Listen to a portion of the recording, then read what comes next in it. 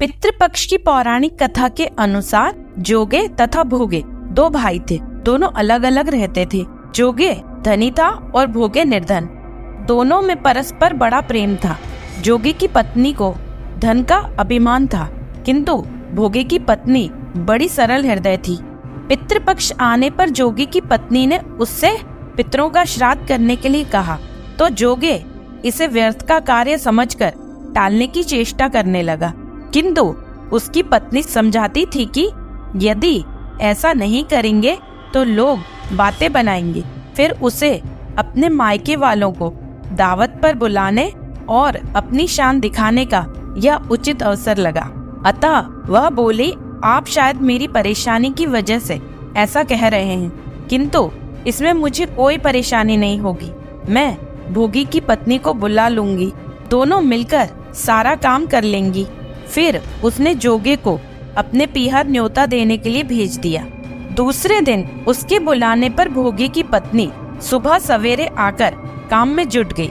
उसने रसोई तैयार की, अनेक पकवान बनाए, फिर सभी काम निपटाकर अपने घर आ गई। आखिर उसे भी तो पितरों का श्राद्ध तर्पण करना था।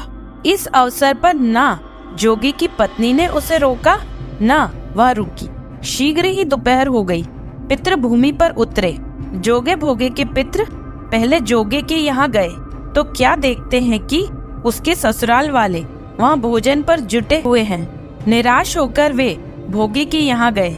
वहाँ क्या था, मात्र पितरों के नाम पर अघियारी दे दी गई थी। पितरों ने उसकी राख चाटी और भूखे ही नदी के तट पर जा पहुँचे। थोड़ी देर में सारे पितर इकट्ठे हो गए और अपने अपने यहाँ के श्राद्धों की बड़ाई करने लगे। जोगे भोगी के पितरों ने भी अपनी आप बीती सुनाई। फिर वे सोचने लगे, अगर भोगे समर्थ होता तो शायद उन्हें भूखा न रहना पड़ता, मगर भोगे के घर में तो 2 जून की रोटी भी खाने को नहीं थी। यही सब सोचकर उन्हें भोगे पर दया आ गई। अचानक वे नाच नाच कर गाने लगे, भोगे के घर धन हो जाए, भोगे के घर धन हो जाए, भोगे के घर धन हो जाए। सांझ होने को हुई। भोगे के बच्चों को कुछ भी खाने को नहीं मिला था। उन्होंने माँ से कहा, भूख लगी है। तब उन्हें टालने की गरज से भोगी की पत्नी ने कहा, जाओ, आंगन में होदी औंधी रखी है, उसे जाकर खोल लो और जो कुछ मिले बांटकर खा लेना। बच्चे वहाँ पहुँचे तो क्या देखते हैं कि होदी मोहरों से भरी पड़ी है। वे दौड़े दौड़े माँ के पास पहुँचे और उसे सारी बात बताई। आंगन में आकर भोगी की पत्नी ने यह सब कुछ देखा तो वह भी हैरान रह गई। इस प्रकार भोगे भी धनी हो गया, मगर धन पाकर वह घमंडी नहीं हुआ। दूसरे साल का पितृपक्ष आया।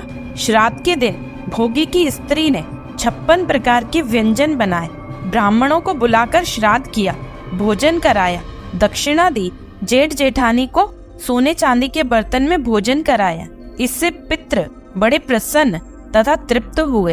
पितृपक्ष की दूसरी कथा। इस कथा के अनुसार महाभारत के दौरान कर्ण की मृत्यु हो जाने के बाद जब उनकी आत्मा स्वर्ग में पहुंची तो उन्हें बहुत सारा सोना और गहने दिए गए। कर्ण की आत्मा को कुछ समझ नहीं आया, वह तो आहार तलाश रहे थे। उन्होंने देवता इंद्र से पूछा कि उन्हें भोजन की जगह सोना क्यों दिया गया। तब देवता इंद्र ने कर्ण को बताया कि उसने अपने जीवित रहते हुए पूरा जीवन सोना दान किया, लेकिन अपने पूर्वजों को कभी भी खाना दान नहीं किया। तब कर्ण ने इंद्र से कहा, उन्हें यह ज्ञात नहीं था कि उनके पूर्वज कौन थे और इसी वजह से वह कभी उन्हें कुछ दान नहीं कर सके।